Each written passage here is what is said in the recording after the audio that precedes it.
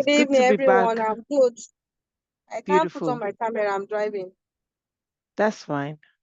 Please take care on the road. Pay attention to safety. Most importantly, just listen. You don't need to contribute.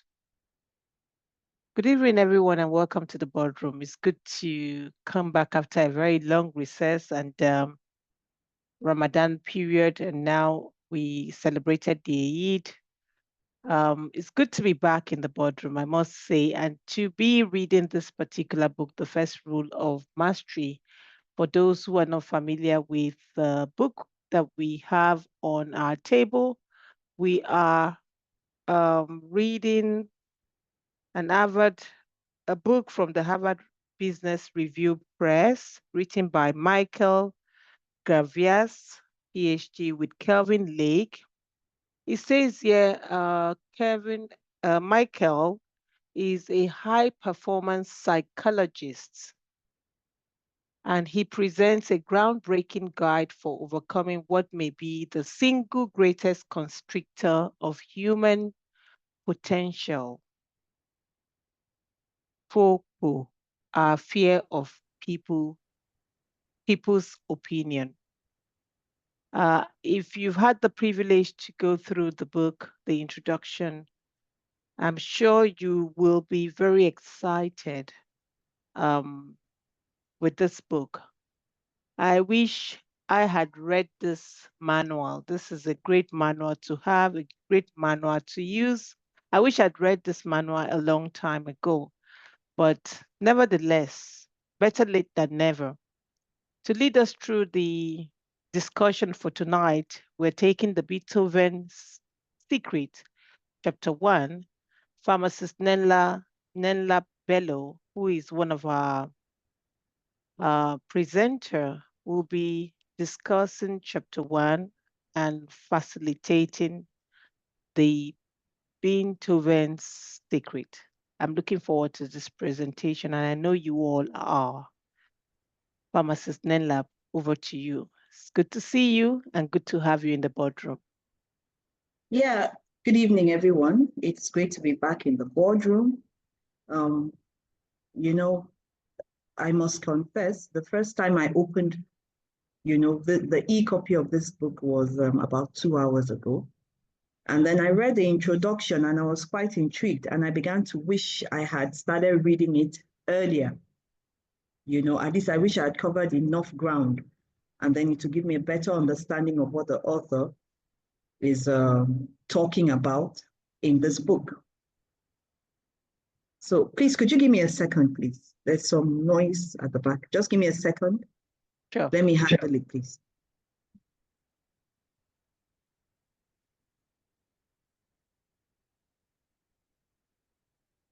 While Pharmacist Nenlap is taking the time to handle the... Okay, I'm back. Oh, perfect. I'm so You're back. sorry about that. I'm so That's sorry fine. about that. There was someone at the door. Okay, so from the introduction, I'll say a bit from the introduction. The first thing that got me intrigued was, I think, the opening at the beginning by Carl Jung. He says, everything that irritates us about others can lead us to an understanding of ourselves. So I began to wonder, what does this really mean? Everything that irritates us about others leads us to an understanding about ourselves. Well, I began to think, maybe not so much, maybe there's some truth in what he says. And then I went on to read about the athlete who was called up, to compete in the 2020 Olympics. And then here the author introduced us to the acronym FOPO, fear of other people's opinions. And then I began to understand, the direction the author was going. And yes, the truth is the fear of other people's opinions weighs us down. It prevents us from being our best selves. It limits our growth. And then this, like I said, intrigued me, piqued my interest in this book. And then I went on to chapter 1 of the book, which is what I'm presenting today. So chapter 1, Beethoven's secret. An artist must never be a prisoner of himself, prisoner of a style, prisoner of a reputation, or a prisoner of success, by Henry Matisse. So, what is FOPO? The author defines FOPO, an acronym, as fear of other people's opinions. And he says that FOPO impacts on personal growth and performance. FOPO is a major barrier to achieving mastery, and FOPO shifts focus from internal goals to external validation. So let's continue. So this is a saying by Henry Matisse: an artist must never be a prisoner of himself, prisoner of style, prisoner of reputation, or a prisoner of success. Now, the author gives us an example of someone who was able to overcome FOPO. And he used Ludwig van Beethoven, who we know is a renowned German composer and pianist, and he exemplified overcoming FOPO. Now, let's look at a little background. He gave us a little story about the composer and pianist, Ludwig van Beethoven. Now, to many people, Beethoven seemed like a vessel handpicked by God to channel music from a higher plane. I'm reading from the first page of chapter 1. His work transformed every genre of classical music. He broke all the rules to create some of the most transcendent music the world has ever seen or known. He embodied the idea of creative genius, railed against convention, and forged his own artistic path. However, he lived for 3 years in FOPO, fear of other people's opinions. Near the apex of his career, Beethoven receded from public view. He carried a secret he thought, if revealed, would destroy his professional life and end his career. And what was this secret? In a letter he wrote to his brother, he wrote the secret: I am deaf. Beethoven had started losing his hearing in his mid-20s. And then, of course, being a pianist, the ability to listen to the music you create was very important. And he felt with this infirmity, he may not be able to perform as well as he did. And it was something he was afraid of. So to conceal his hearing loss, he began to pretend he was just very preoccupied with other things, with other intellectual activity. He pretended he was absent-minded, and people did not really notice. And even he was surprised that with all his pretensions, people did not notice that he could not particularly hear them properly. So he continued to do this for a very long time, up to 3 years. So he still played. He played, he called it the misanthrope, to keep his secret hidden. So he spent several years isolated from society, alone in his deafness. In fact, he even contemplated suicide. Why did he feel this way? Only because of what he thought other people would feel or what other people would think about him when they realized that he was deaf. The author went on to give us a little background about Beethoven, talked about his daddy problems, how his daddy forced him to learn, how to play the piano. And then it also talked about his sanctuary, that growing up, there was something he would do to escape from the noise around him, to escape from the feeling of being inadequate and not being enough. He went into his own mind, and he was creating a lot of music inside of himself, just a form of escapism. And he did that a lot of times, and they called, in fact, they used to call it a raptus, like he was wrapped up in another world. So in doing this, he was able to to become a composer, look inward and be able to compose some kind of music in his head. And that was what this happened to him internally. So after a while, after 3 years, he became completely deaf. And Beethoven, he reached a point where it was becoming impossible to conceal his deafness. So what happened? He had to face his FOPO. He couldn't hide it anymore. It was becoming very evident that he was actually deaf. So what did Beethoven begin to do to overcome FOPO? First of all, that sanctuary that he had built for himself, Beethoven began to immerse himself in his own music, that internal music he created for himself when he was a child in his head. It was his sanctuary. It was what he could do, what he knew how to do best without anybody telling him he wasn't getting it right or he was doing it wrong, without anybody's input. It was all him, nobody else, all him. It came from within.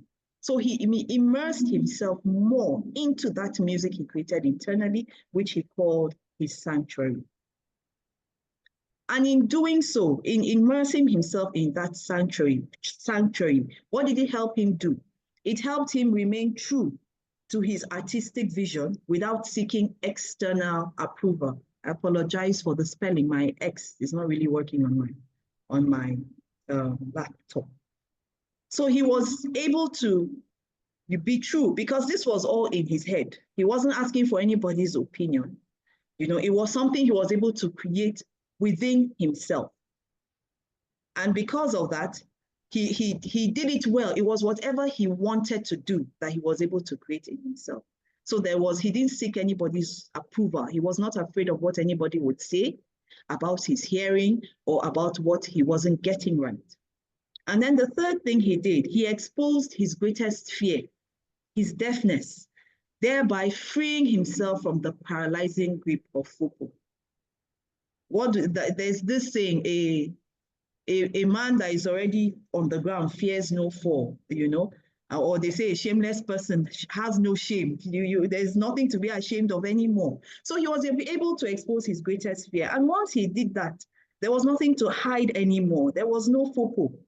He could focus on what he was doing internally, what he wanted to do. Thankfully, he couldn't even hear other people's opinions because of his deafness. So I believe, you know, that really helped him a lot to be able to do what he truly wanted to do.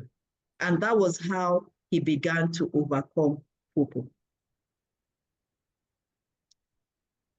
From then on, when he was able to do all of that and free himself from FOPO, he was able to overcome FOPO. That was when his path to mastery began.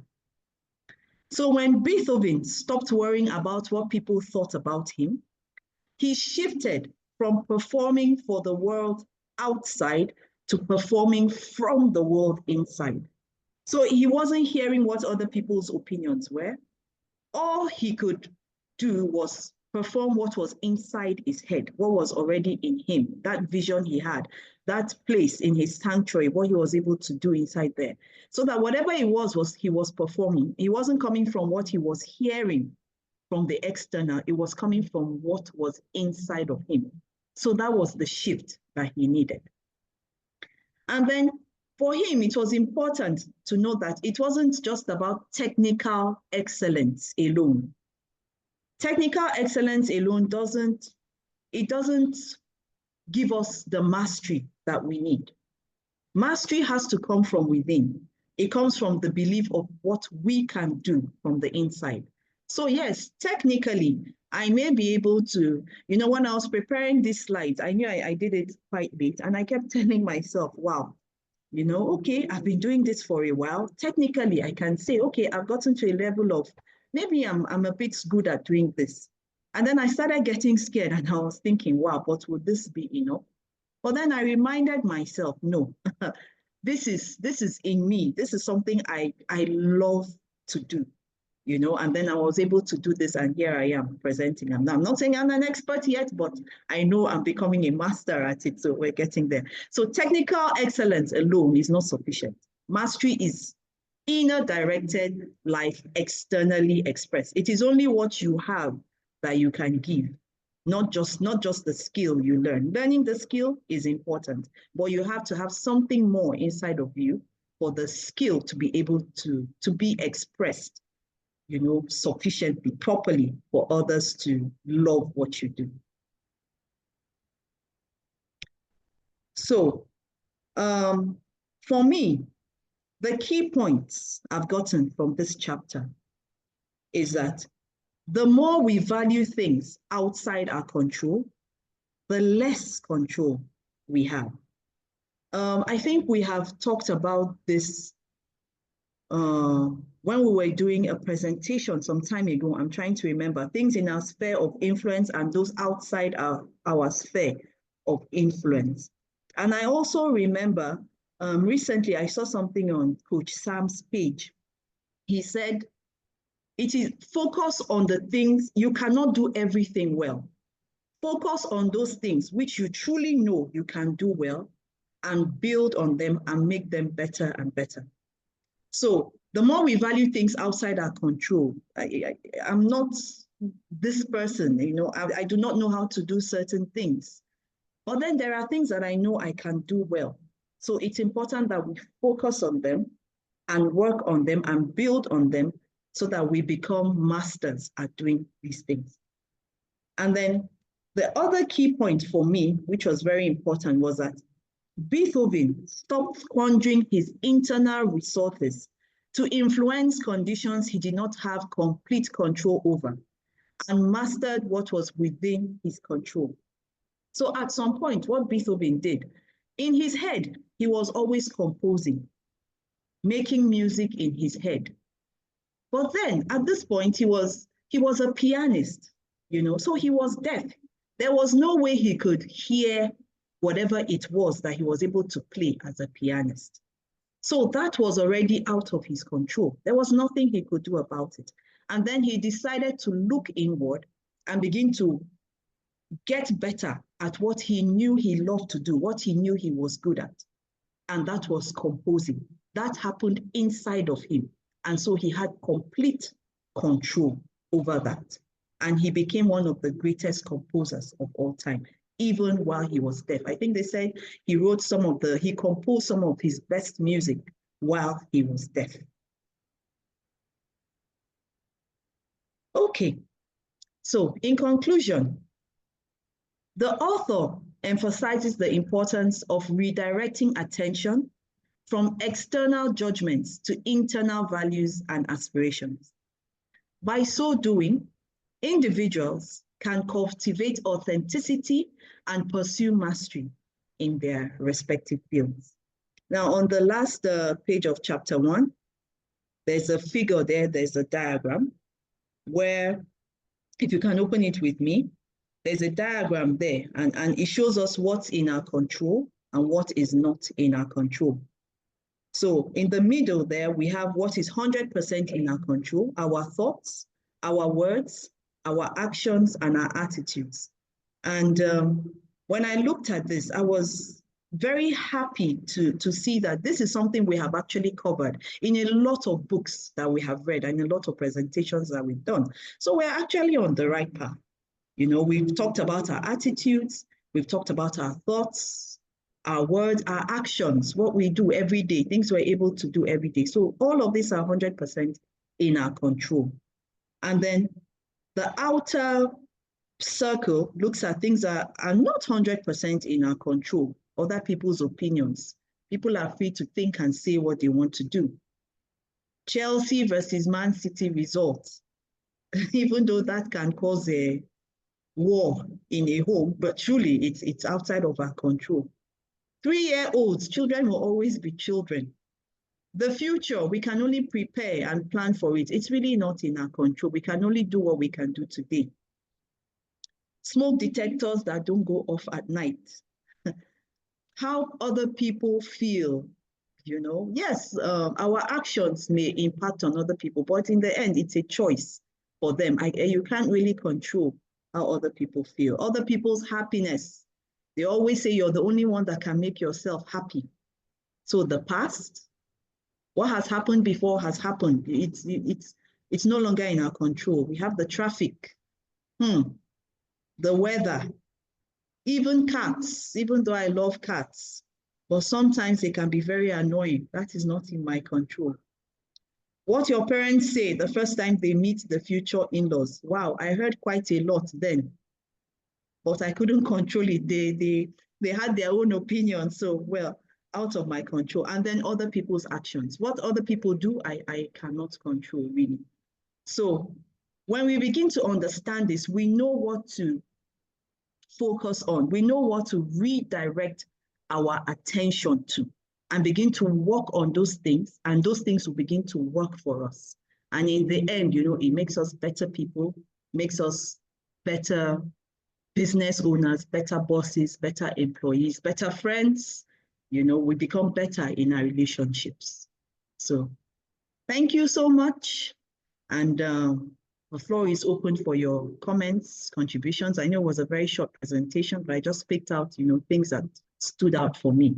So I'm looking forward to what I may have missed, and then other people's interpretations of what the author had to say in chapter 1. Thank you once again. Over to you, Princess.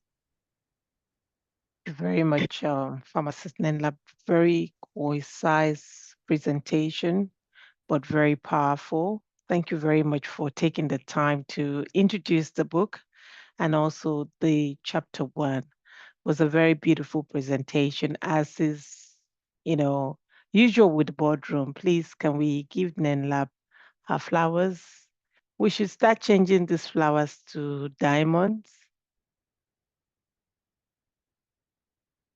Give Nenla her flowers, accolade. Lady Evosa, how are you? Mr. Oluwatoyin Ayedo, how are you doing? Welcome back to the boardroom. Madame Busoye, how are you doing? Welcome back to the boardroom. Good to see you all in the boardroom. Nenlab, thank you very much. Your interpretation and summary of the book was spot on. I love the direction in which you took. So I had the opportunity to flip through this book. And you remember my daughter is a pianist. And when we had the discussion, and I started asking her a question about Beethoven, oh, she knows all the music and the notes that is written by Beethoven. I didn't even know Beethoven was deaf as a composer. He may have come, one way or the other, but this was an eye-opener for me to be able to learn a little bit about the godfather of classical music. So we took some time to listen to his music and to see the difference in the transition, and to also understand the testament that was written. Let me see, I try to pronounce that particular city, the city in Germany, because he wrote a letter. It's called the Heiligenstadt Testament. His two brothers were living in Germany, and so he wrote that letter to his brothers. One thing that stood out for me was the fact that you must have allies, you must have support system, people to be able to reach out to. In his case, he had his brothers. Even though I found it quite intriguing that he would submerge himself in his thoughts, and he did that for 4 years. Beethoven actually went deaf at the age of 28. And it took him some time because this letter was written in 1802. And that was roughly about 3 to 4 years before he could write that letter. And that was where he got his freedom from. So if Beethoven, who is the godfather of classical music, could be in such situation, I think every one of us at some point may have experienced FOPO.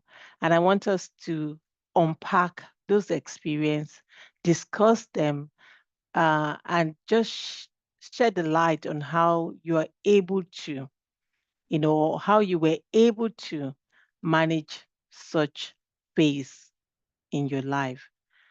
So the room is open for discussion. I can see the chat room with all the bustling, colorful flowers for NenLab, but the room is open for discussion. The fear of people's opinion. What do you think? Umi is eager because she's flipped through this topic. Yeah, so Umi, over to you. Umi is eager. Okay, well, good evening, members of the boardroom. I missed all of you. I'm glad to be back. Can you hear me? Yes. Okay. Thank you so much.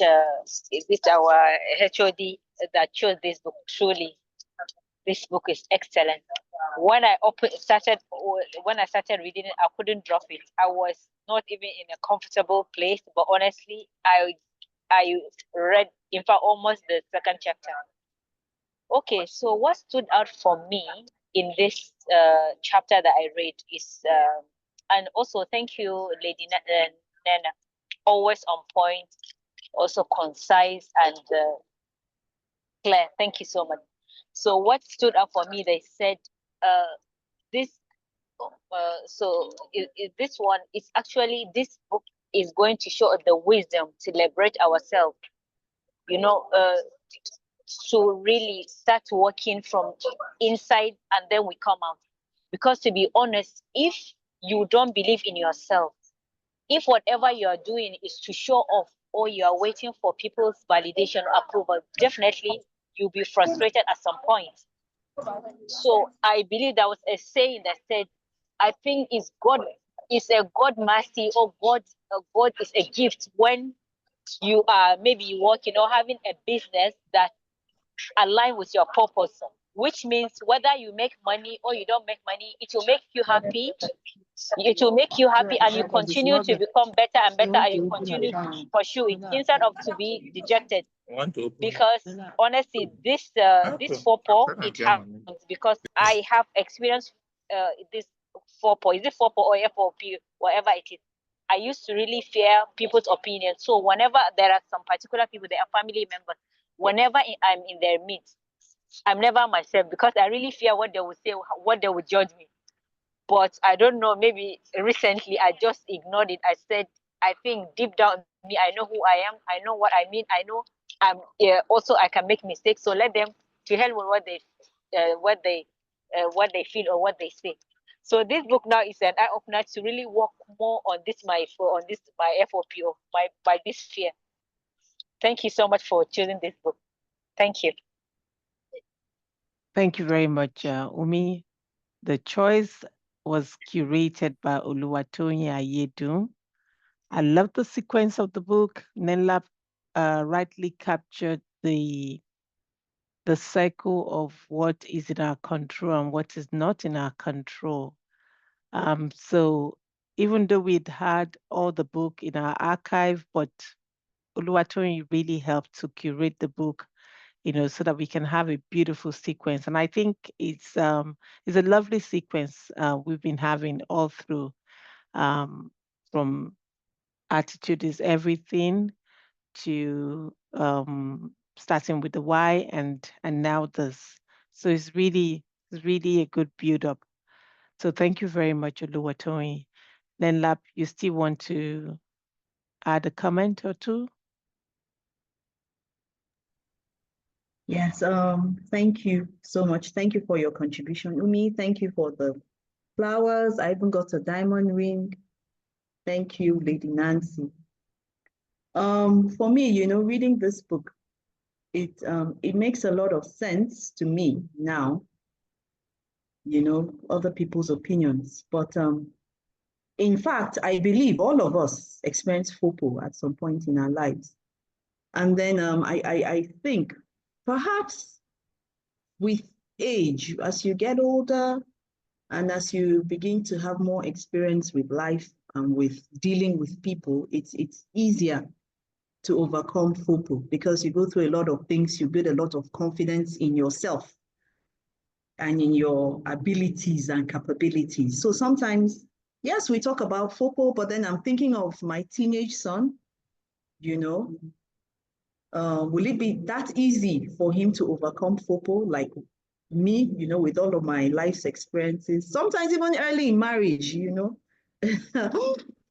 give in, you call it compromise, you give in to a lot, just to keep things going, and not just marriage, in your relationships, everywhere you go. So the truth is, overcoming FOPO, I believe, comes from growth, with a lot of experiences. And then when you're able to build enough confidence in yourself, especially from your life's experiences, it becomes easier. It doesn't just happen just like that.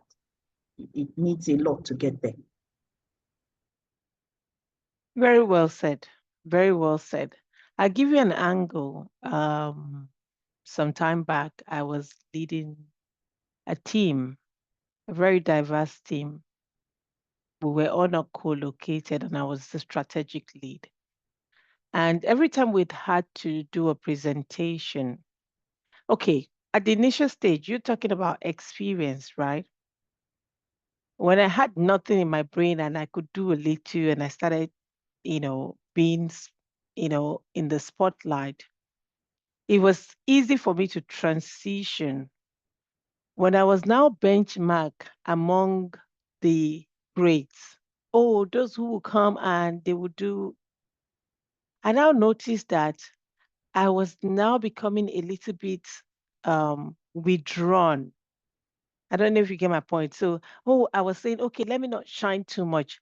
Oh, I don't want to do this presentation too much. I would think about these things. I will rationalize it in my head.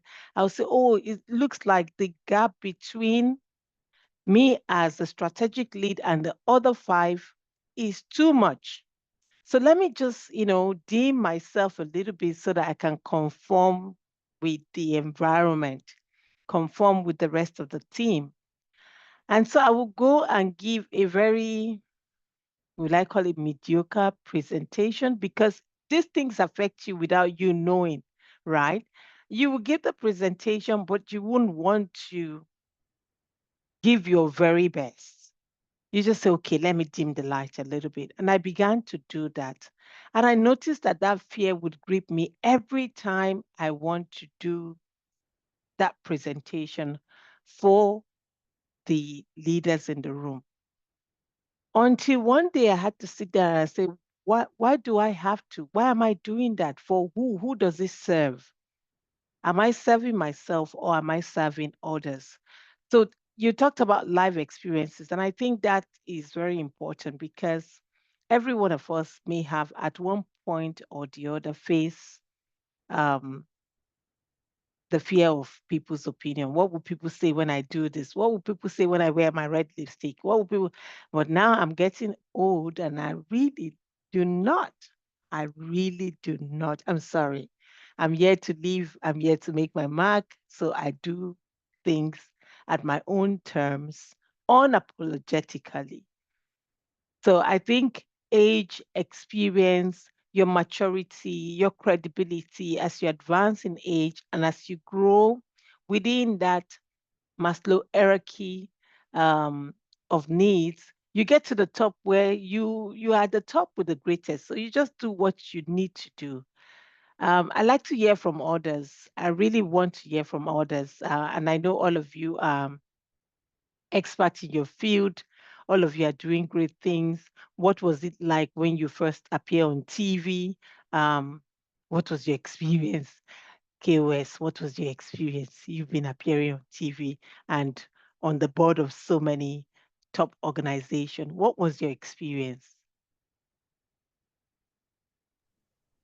Thank you very much, Nenap. Thank you. I did not read the book, but I listen in. The fear of what people think about you. I kind of agree with the growth idea. It depends on how fast you grow.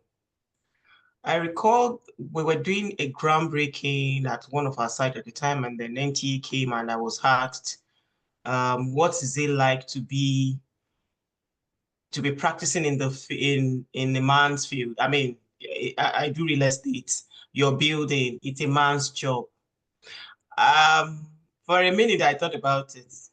to be honest, I never processed it. It never crossed my mind to say what I'm doing is what, I guess when life throws whatever at you at an early stage, who that is down doesn't fear nothing. You just keep going and you don't have nothing to worry about what people think. I wasn't brought up with a silver spoon in my mouth, so I don't see anybody. I just have to survive. I just keep moving. And then as life continues to happen, what it is what it is. What you get is what you get. What I want 20 years ago, I mean, I was having a chat with a friend of mine in UK recently, and she was asking me about one particular issue, because I think this people thing has to do with series, different aspects of life, your work life, your personal life, you know, it kind of cut across. Maybe I will have that people in spiritual life when I'm thinking, oh, if they think I'm not married, what would they think? Maybe that. But when it comes to other aspect of my life, then she was asking me a very personal question. And I told her, I said, guess what? What I want 20 years ago is what I still want. I'm clear. You know, I do. Yes, you people feel about it this way at that time. And you're asking me today if I've changed my mind, and I'm telling you what I want is what I still want. So I guess it's as a result of what happens to one early in life for you to be able to make that decision early enough. But then I acknowledge that fact as well, that we find ourselves in situations whereby we are faced with what do people think about me? Just like I mentioned now about church. I can begin to start feeling if I don't, the society says, so therefore let me try to conform so they don't think. I think that is the aspect that I struggle with a little bit, and sometimes I just feel it doesn't matter. Thank you for the Doesn't opportunity. matter. Thank you very much, KOS, for your contribution. Dr. Morayo, you're in the medical field. You've been on TV for the first time this year. Congratulations. How did you feel? How did you overcome your fear? What were you thinking? Good evening, everyone. Good evening, Dr. Morayo. Yeah. Well, I feel nice. I feel confident. I feel as if was in my comfort zone because everything they were asking me is on medical line. So um I know I feel at ease. It was okay for me. It was a good place for me. Yeah. So have you experienced FOPO? I didn't read this book and I was in and out. I think the only thing I got was people's fear of what people will say about you. And yes, I have. I also have not. My earlier years, as a teenager, I know I'm always looking forward to people saying lovely, nice thing about me. I always feel discouraged if I didn't hear anything good about me. And even undergraduates, then until one becomes more matured and I have to know that it's not everybody that likes you. No, everybody cannot like you. So when you know what you're doing, you're true to yourself, you know you are doing your best, then just leave the rest. You can't satisfy everybody, yeah. And that's been a big changer for me. Thank you very much. You can satisfy everybody. That's what I know from day one. You don't leave. We used to crack a joke. You don't leave the branch to go and who leave. Abi, Nella, you don't. You leave. Those are people's opinion. Those that leave. You focus on the most important stuff. So, KOS, back to you. Thank you. So I recall I was listening to Chiamanda. That's her name, right? That lady that writes. Chimamanda. Chimamanda. Okay, so maybe the creative people have this issue. And then she was saying something about when she's in that space and she's not thinking about what people, she's not thinking, she's just writing, that she flows. But when she allows some external factor okay, she writes fiction, right? And so she said when she lets herself go, then she's able to perform very well. But when she's thinking, okay, maybe I should modify it a little bit. So maybe these creative people sometimes they don't know the acceptability, because now you're performing for a large, a chunk of people, and you're wondering, will they accept it? Will they not accept it? At least if I get up to 60% to accept me, then maybe I should tilt it towards this particular way or the other. But then she did mention that she wrote a book and she allowed that to affect her judgment. And she thinks that that's the worst book she had done. But when she allowed herself to just go, thinking about nothing, just create, and then she performs at her best. So I guess maybe when we are faced with situations like that as well, and have to make decisions for people, and you say, okay, will it taste nice? Will it not taste nice? Maybe if I had a little bit of sugar here, but when you do you feel good, you feel free. It's freedom. Yeah, that was what the word she used, that it's freedom. When you just allow yourself, that space is free for you. So we should allow ourselves to be free. Good to be back here, though. Nice seeing you guys. So this is freedom for me now. I've been in jail. Don't mind me. Let's go back to class. Miriam, can you speak? I'm coming to the guys later. Let's take some time and breathe over the discussion. Ladies, Miriam, can you speak?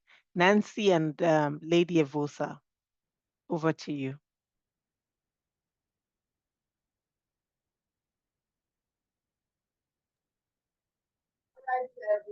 Everyone. Yes, Nancy.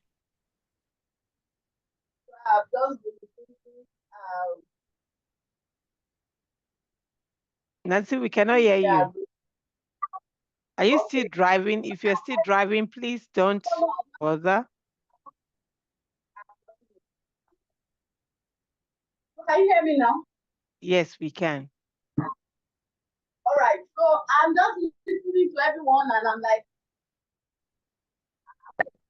I was privileged to grow up with a lot of students. I had. Nancy, we cannot hear you. Wow. You have to bring your mic closer to you. Okay, yes. Okay, sorry. Okay, can you hear me now? Much better. Okay, sorry. I was still connected to the Bluetooth. Okay, so I said I was privileged to, I grew up with a lot of confidence. I think my confidence was tested a few years ago when I decided to launch into social media, when I became visible. At that time, I didn't really think about what will people say. I just launched out. It was after launching out that the people really spoke, and then it almost took me back to my show. But then what I learned over time, and I've consulted for people over time, is on how to cope with this, is firstly trying to look at all the possible objections, as in look at what will people say about you from different angles, and able to develop, is it now a strategy, or what will I say now, of pulling down those objections. So that was what really helped me. After receiving the goes from everywhere, one needs to speak to himself and then come out, bring up possible objections, and then raising different answers or queries to those objections. And then we now strategically begin to introduce some of these.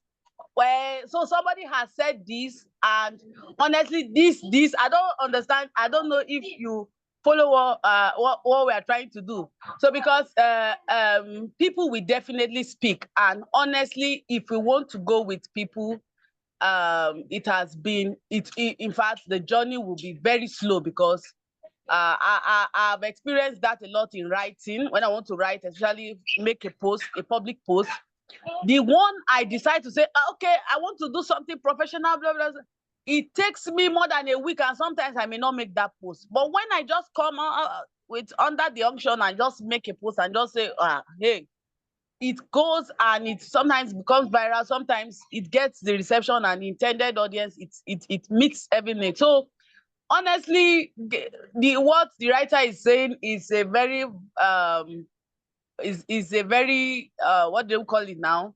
It's very tribal, but sometimes we unconsciously do not know. Someone like me, unconsciously we didn't know that it matters until you begin to have to think and reminisce and said, "Had I know?" So what I will just advise, or what I keep advising, is that, see, just go ahead and speak out and do whatever you want to do. But then, before you write, put out some possible objections, and you are able to look for answers to those objections, so that you are equipped with defense even before the what they call it, before they slaughter you, you already have a defense strategy. Thank you. Thank you very much, Nancy. And Nenla, before you speak, I wanted to add one of the mechanisms that I have used is self-mastery. So my ability to know myself, emotional intelligence has helped a lot. Even when I hear people speak and they solicit a certain response, my ability to give them what they don't expect with a smile, deflects people a lot. And for me, that has worked. People test you and they expect that, oh, you're going to speak a certain way. She's going to be loud. She's going to scream. Oh, my siblings even know how to do that a lot. My siblings say, if you screw this knot, she will scream. And then they see that you're not screaming. You're just okay. And I do that now with my daughter, and she's like, it's interesting. I was expecting mommy to do ABC, but she's switched completely. So my ability to master myself, knowing myself is very enlightening. And that is within my control. I can control my attitude, my emotion, my thought, and then I can also control my action. It will not be what you are expecting, but that has always been the game changer. So for me, that is one way I've been able to build myself to a level where, as I master myself, is even more powerful because my environment is charged. So people who even want to attack, they just sometimes just pause. Should I? Should I? Should I not? They think twice. Then lap over to you. I'm going to the guys in the room after Lady Evosa. Over to you. Nenlap, your hand was raised. You wanted to say something. Yes. I just wanted to ask a question. I'm now Yes. thinking deeply about it. And can we truly say that in all things, people's opinion doesn't matter? I'm just maybe shaking the table a bit. Can we really say that in all things we do, people's opinion truly does not matter at all? People's opinion matter, but I think if it's from the positive perspective, right? For me, my mentor's opinion, my family opinion, the people I respect, I hold their opinion matters. But when it begins to um, interfere with my core values, what you think about. So I've been in a place where it's, oh, princess, you speak a certain way. You're very, they don't say you're assertive. You're very aggressive. And I was like, am I supposed to change that? Now I know that I wasn't even supposed to change it. That is who I am. What I can do, maybe modify, make it sleeker, tweak something. But when people are giving you that opinion, they are giving you from a place of putting you down. And that's where you have to be very cautious of how you absorb people's opinion. I don't know if that makes sense to you. So people's opinion matters. I have people that I respect. I have mentors that I respect. And when they give an opinion from a place of love, it's different from when somebody is giving an opinion from criticizing or bringing you down. Does that make sense? Because all the example that was given, at least for the first introduction and chapter 1, has been how it plays to stripping you of your power. So take, for instance, Beethoven's Secret. Even in his head, he was the one. So he is thinking about other people's opinion. How does it play to you? How does it affect you? For a composer of his caliber, refusing to play, thinking that, okay, oh, I should submerge myself a little bit. I should slow down. I shouldn't let people know that I'm deaf. We've seen deaf musicians. So for me, people's opinion matters, but it depends on what angle. I like to leave the room for that question. Let me go to Lady Evosa first and then quickly go to the gentleman in the room. Lady Evosa. Okay. Yes. So if Good you can evening. contribute to the storyline and also to Nelap's question, that would be nice. Lady Evosa. Oh, what was the Nelap's question? I didn't get that. I'll just contribute to fear of people's opinion. The internet doesn't want you to speak. Yeah. So technology is not. okay, Lady Evosa, can you hear us? I doubt so. We cannot hear you. Oh, you can't hear me? Can you hear me? Wow. Oluwatoyin, take it over. I think we can hear her. But can you? It's just that it's lagging a bit. Maybe she should just try one more time. Lady Osa, if you can try speaking up, let's see if it works. Good evening. Aha. Can we? Good okay, evening. You can hear me now. Yes. All right. So I'll be fast with it as well because I'm in a public place. Fear of public opinion. I've not read the book. It's good to be back. It's good to be here with you people. It's quite some time, and I just saw the name of the book we're reading now, and I think it's something I would like to also quickly rush to buy and participate because it looks like the book is talking about me. Yes, fear of public opinion. I think I'm one person that is gradually, I'll say, that worked on that. Before now, I could actually think of what people talk about, what people say, what people would feel, what people would say about me. But after some time, I think it was when my children started being, even after being teenagers, I would say I did not actually enjoy them enjoy that level because of what people would say about me, what people would say about them, and all of that. So I'm not one that have been that confident. But over time, with the exposure, I had to make sure my children are growing well. And I also had to seek the help of people like Obafemi and all of that. It helped me. It has really grown me. It has really helped in my growth. And now I can see why people's opinion most times do not matter. Like our queen said. She said, not all opinions, some will come as feedback. And so what I do is each time I hear, I just take mine as, I see what I can take as feedback and leave the other one. So for me, I'm still growing in it. but it's a very interesting thing when you don't bother about what people say about you. And what I do is, first of all, what I did is be strong in my value.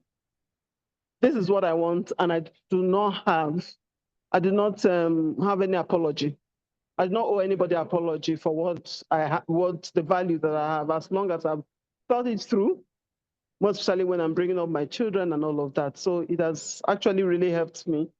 The people like Obafemi and the challenges growing and taking care of young adults has also helped me a lot, because I wouldn't also. It's not a good thing when I see others. Now that I work with teenagers, I see that it actually a limitation. It is a limitation, and it's not what I would like for other people to really grow in. And so that's one of the reasons why I've also started working with teenagers. So for me, it's still a work in progress, but it is something that I enjoy right now. Thank you. So that's my story. Lady Evosa, beautiful story. Thank you. Oluwatoyin, over to you. Yeah, thanks, Princess. Good afternoon, evening, everyone, depending on where you are. So, okay, I think I can tell Kemi good afternoon for you. So, good to be back in the boardroom, and also good to see all faces. Great job, Nenlap, for that presentation, and always reminds me of what I'll be like when I grow up presenting. Okay, so just as if you were reading my mind, Nenlap, I had this piece written down. Like I know you can't see my book very well. The question I wrote there is, are other people's opinions important? And that was going to be my a way of starting my contribution. And then I heard you ask that question, and of course the answer is a big yes. Yes, other people's opinions are quite important. I would like to go for that to say, do not ignore other people's opinion. It is the fear of the opinions that we need to deal with. And then going back to that figure which you pointed at in your presentation, you talked about, let me see, the areas that need to be in, the areas that are in our control and the areas not 100% in our control. And you mentioned your thoughts, your words, your actions, and your attitudes in that inner circle. And I'll go for that to say, the inner circle is the center of gravity of our lives, basically. That those four things in the inner circle. It's as someone who studied physics, when you look at the center of gravity of anything, is the balance point, right? So that should actually be that inner circle. The things we can control, our thoughts, our words, our actions, our attitudes, should be the center of center of gravity of our lives, basically, whereby we can use these as tools, as instruments, to curate what we want to achieve in life. Because basically those voices will always arise from time to time. People will always say stuff. People closest to us sometimes might be the ones that we are even, you can't even run away from it, Sometimes you might need to shut some people up. Sometimes you might need to, just avoid them. Sometimes you might need to find strategies, like Nancy would say, to deal with the situation. But very importantly is the fact that we cannot also ignore other people's opinions, because they are also a means for us to get either instruction, correction, improvement. Improvement. There's a lot in what people say, and it depends on how we take it. Because I've also seen people who, because of this attitude of, I don't care what people say, that I don't care attitude, and then you get into trouble every time you do things. So it is very important. It's the balance point of our lives. Like I said, the center is the center of gravity. We need to take it seriously in that way.